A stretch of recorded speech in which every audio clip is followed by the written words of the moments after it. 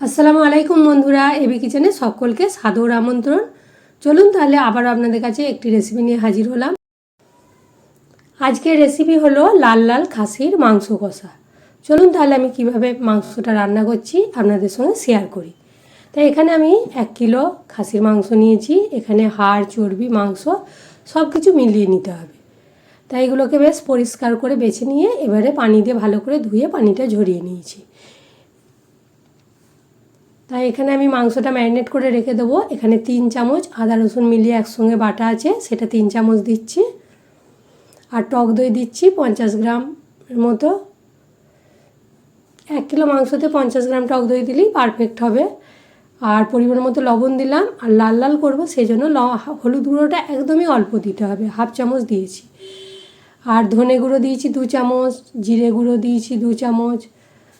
আর এখানে দিয়েছি কাশ্মীরি লঙ্কা দিচ্ছি, সেটাও 1 চামচ। আর সরষের তেল দিয়েছি। এখানে লাল লঙ্কাটা আমি দিইনি, ওটা তেলের ওপরে দেব। এগুলোকে একসঙ্গে বেশ ভালো মতো মাখিয়ে ম্যারিনেটটা খুব সুন্দর হাতে করে ভালো করে মশলা যাতে ঢুকে যায় মাংসের মধ্যে, সেইভাবে ঘষে ঘষে অনেকক্ষণ ধরে ম্যারিনেটটা করতে হবে। ম্যারিনেটটা করে কিন্তু 1 ঘন্টার মতো আমি রেখে দেবো। আর হাতে যদি সময় না থাকে তাহলে আধ ঘন্টা রাখলেও হবে। এটা ম্যারিনেট করে রাখার কারণে মাংসের টেস্টটা কিন্তু অনেকটাই ভালো হবে। ঢাকা দিয়ে আমি রেখে দিলাম। এখানে আমি সরষের তেল দিয়েছি 100 গ্রাম। 1 কিলো মাংসতে 100 গ্রাম সরষের তেল দিলেই হবে। আর দিচ্ছি 2টো তেজপাতা, কিছু শুকনো গরম মশলা, 4টে এলাচ, 4টে লবঙ্গ, 2টো দারুচিনি। এগুলোকে দিয়ে কয়েক সেকেন্ড ভেজে নেবো। বেশ সুন্দর একটা গন্ধ বের হবে, মানে ফ্লেভারটা বের হয়ে যাবে। তারপরে এখানে আমি পেঁয়াজ দিয়েছি 250 গ্রাম। 1 কিলো মাংসতে 250 গ্রাম পেঁয়াজ দিয়ে লাগবে। এটা কিন্তু গ্যাসের ফ্লেমটা এখন হাই ফ্লেমেই আছে।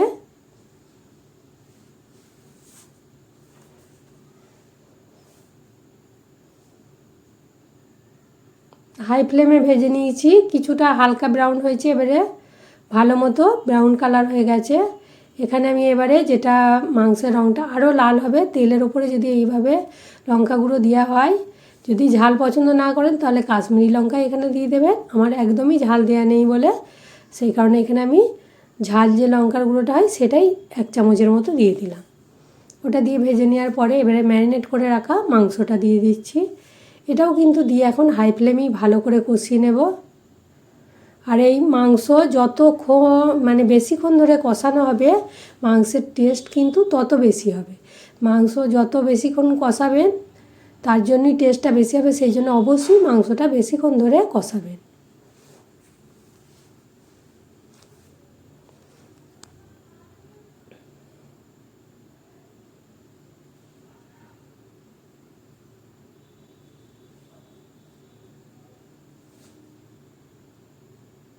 এবারে এখানে আমি 3-4টে কাঁচা লঙ্কা আর একটা মাঝারি সাইজে টমেটো ছোট ছোট টুকরো করে রেখেছিলাম, সেটা দিয়ে দিলাম। এগুলোকে দিয়েও বেশ নেড়ে নিচ্ছি ভালোভাবে। আর এখানে আমি ঢাকা দিয়ে দিয়ে কষিয়ে নেব। অনেকক্ষণ ধরেই কষিয়েছি। ঢাকা খুলে আবারও নেড়ে দিচ্ছি।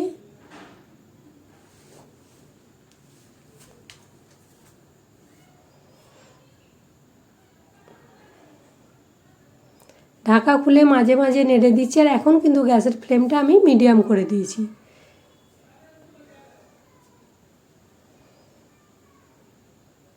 তাহলে যে সকল বন্ধুরা আমার ভিডিওটা দেখছেন, যদি ভালো লেগে থাকে অবশ্যই ভিডিওতে একটা লাইক দেবেন আর কমেন্ট করে জানাবেন কেমন লেগেছে। যদি ভালো লেগে থাকে অবশ্যই বন্ধুবান্ধবদের সঙ্গে শেয়ার করবেন। নতুন বন্ধু যদি হয় আমার চ্যানেলটা সাবস্ক্রাইব করার অনুরোধ রইল। পাশে থাকা যে বেল আইকন আছে সেটা টাচ করে দেবেন, তাহলে যখনই আমি নিত্য নতুন ভিডিও ছাড়ব আপনাদের কাছে নোটিফিকেশন চলে যাবে।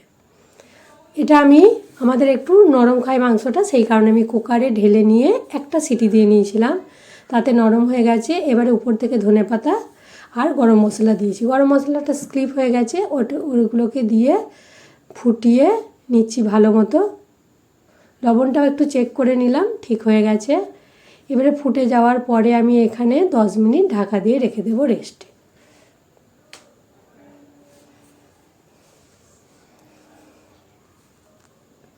দেখতে যত সুন্দর হয়েছে আর ঘর পুরো সেন্টে একদম মোহমোহ করছে, এত সুন্দর সুঘ্রাণ বের হয়েছে।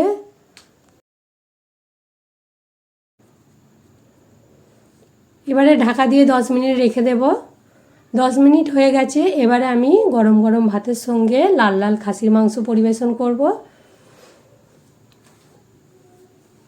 খেতে এত সুন্দর হয়েছিল, কেউ কিন্তু অন্য তরকারি আর নেয়নি, এটাই মানে দারুণ হয়েছে।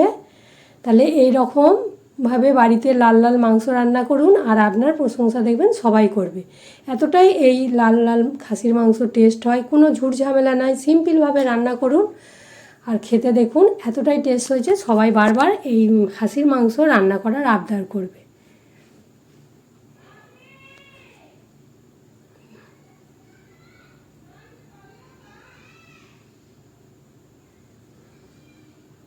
আবারও বলছি, রেসিপিটা যদি ভালো লাগে অবশ্যই একটা লাইক দেবেন, কমেন্ট করে জানাবেন কেমন লেগেছে আর বন্ধুবান্ধবদের সঙ্গে বেশি বেশি শেয়ার করবেন। মাংসটা কতটা সিদ্ধ হয়েছে আমি দেখিয়ে দিচ্ছি, মানে খুবই গরম আছে, হাত দেওয়া যাচ্ছে না, পুরো সিদ্ধ হয়ে গেছে ভালো মতো। তাহলে আজকে এই পর্যন্তই, আবার অন্য রেসিপি নিয়ে হাজির হব। সবাই ভালো থাকবেন, সুস্থ থাকবেন, সাবধানে থাকবেন। আল্লাহ হাফেজ।